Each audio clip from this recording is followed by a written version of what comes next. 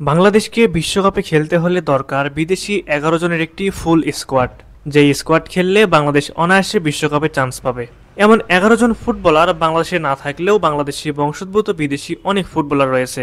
তাদেরকে চাইলেই Bangladesh football federation দেশে নিয়ে আসতে পারবে। হামজাকে দলে রেখেই ইউরোপ থেকে ১১ জনের একটি স্কোয়াড তৈরি করা সম্ভব বাংলাদেশের পক্ষে। জানলে অবাক হবেন, বাংলাদেশি বংশোদ্ভূত এই ফুটবলাররা লাল সবুজ জার্সি গায়ে খেলার জন্য আগ্রহ প্রকাশ করেছেন। এই ১১ জন ফুটবলার বাংলাদেশে আসলে বাংলাদেশ বিশ্বকাপে খেলবে, এটা জোর দিয়ে বলা যায়। চলুন এক নজরে সেই ১১ জন ফুটবলার সম্পর্কে বিস্তারিত জেনে নেই।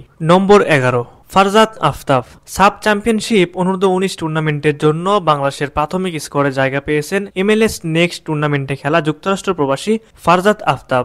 ট্রেনিং সেশনে ফারজাতের দুর্দান্ত পারফরমেন্স দেখে সন্তুষ্ট কোচিং স্টাফ, যার খেলার ধরন পুরোটাই ইউরোপীয় স্টাইলের।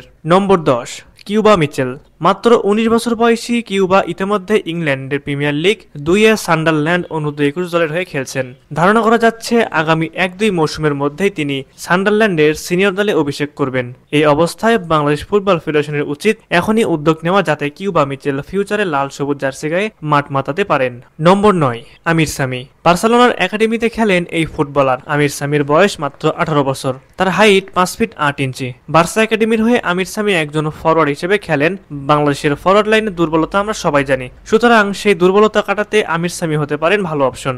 নম্বর ৮, Jack Durand. Jack Durand Bangladeshi বংশোদ্ভূত ইংলিশ ডিফেন্ডার। তিনি খেলেন লেফট ব্যাক পজিশনে। ১৬ বছর বয়সী এই লেফট ব্যাক নিউক্যাসল ইউনাইটেডের অনূর্ধ্ব-১৮ দলের নিয়মিত মুখ। এখন চলমান অনূর্ধ্ব-১৮ ইংলিশ প্রিমিয়ার লিগের ৫টি ম্যাচের ৪টিতে স্টার্ট করেছেন তিনি। বাফুফের উচিত জ্যাকের উপর নজর রাখা। নম্বর ৭, নিলয় ভ্যান্ডার প্লয়েট। বাংলাদেশের হয়ে খেলার ব্যাপারে ভাবছেন নেদারল্যান্ডসের দ্বিতীয় টায়ারের ফুটবলার নিলয় ভ্যান্ডার। নেদারল্যান্ডসের দ্বিতীয় টায়ারের ক্লাব FC এমেনের অনূর্ধ্ব-২১ দলে খেলছেন নিলয়। নম্বর ৬, রোনান সুলিভান। রোনান সুলিভান হতে পারেন বাংলাদেশের প্রিয় নাম্বার ৯ অথবা গোল মেশিন। ফিলাডেলফিয়া ইউনিয়ন অনূর্ধ্ব-১৮ দলের জার্সিতে চলতি সিজনে এখন পর্যন্ত ৬ ম্যাচে ৮ গোল করেছেন রোনান। বাংলাদেশ ফুটবল ফেডারেশনের উচিত রোনানের উপর নজর রাখা, যেন ফিউচারে তাকে জাতীয় দলে পাওয়া যায়।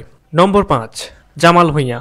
বাংলাদেশের ফুটবলে যেন এক টুকরো স্বস্তির পরশ হয়ে এসেছিলেন Jamal Bhuiyan. Bangabandhu gold cup tournament দিয়ে নিজেকে আলাদা করে চিনিয়েছেন এই ফুটবলার। জামাল মাঠে থাকলে ম্যাচের পুরো মিডফিল্ড যেন জামালের কন্ট্রোলে থাকে, সুতরাং হ্যাভিয়ার ক্যাবরেরা উচিত জামাল ভুঁইয়াকে নিয়মিত দলে খেলানো। নম্বর ৪, তারিক কাজী। তারিক কাজী বর্তমানে বাংলাদেশের ডিফেন্সের মূল ভরসার নাম। তারিক কাজী ফিনল্যান্ড বংশোদ্ভূত বাংলাদেশি ফুটবল খেলোয়াড়। তিনি বর্তমানে বাংলাদেশ প্রিমিয়ার লিগের ক্লাব বসুন্ধরা কিংস এবং বাংলাদেশ জাতীয় দলের একজন রক্ষণভাগের খেলোয়াড় হিসেবে খেলছেন। নম্বর ৩, ফাহমিদুল ইসলাম।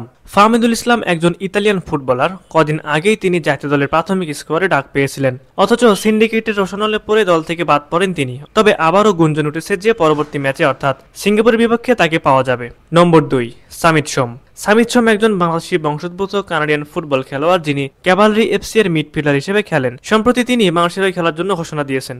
সামিতকে আগামী জুন মাসে পাওয়া যাবে, এটা মোটামুটি শিওর। বিভিন্ন সূত্রের মাধ্যমে জানা যায় সামিত সোম নিজেই কানাডা থেকে বাংলাদেশে আসতে চায়। সিঙ্গাপুরের বিপক্ষে সামিতকে পাওয়া গেলে বাংলাদেশের মিডফিল্ড হবে সবচেয়ে শক্তিশালী। সবশেষ নম্বর ১, হামজা চৌধুরী। শত সহস্র ক্ষণ প্রতীক্ষা শেষে অবশেষে হামজা চৌধুরী অভিষেক হয়েছে বাংলাদেশ দলে। ভারতকে তাদের ঘরের মাঠে রুখে দিয়েছে বাংলাদেশ। যেই ম্যাচে হামজার পারফরমেন্স ছিল চোখে পড়ার মতো। দলকে গুরুত্বপূর্ণ ১ পয়েন্ট এনে দিয়েছেন তিনি। হামজা চৌধুরী দীর্ঘদিন বাংলাদেশ ফুটবলে সার্ভিস দিবেন, এটা মোটামুটি নিশ্চিত। সুতরাং এই ১১ জন মিলে একাদশ গঠন করলে শক্তিশালী একটি টিমে পরিণত হবে বাংলাদেশ, যে টিম খেললে অদূর ভবিষ্যতে বিশ্বকাপে খেলবে বাংলাদেশ। সুপ্রিয় দর্শক, আপনাদের কাছে কি মনে হয়, এই ১১ জন ফুটবলারকে যদি পায় বাংলাদেশ, তাহলে বাংলাদেশ কি পারবে বিশ্বকাপে খেলতে? অবশ্যই সেই বিষয়ে আপনাদের মূল্যবান মতামতটি আমাদের কমেন্ট করে জানাতে পারেন।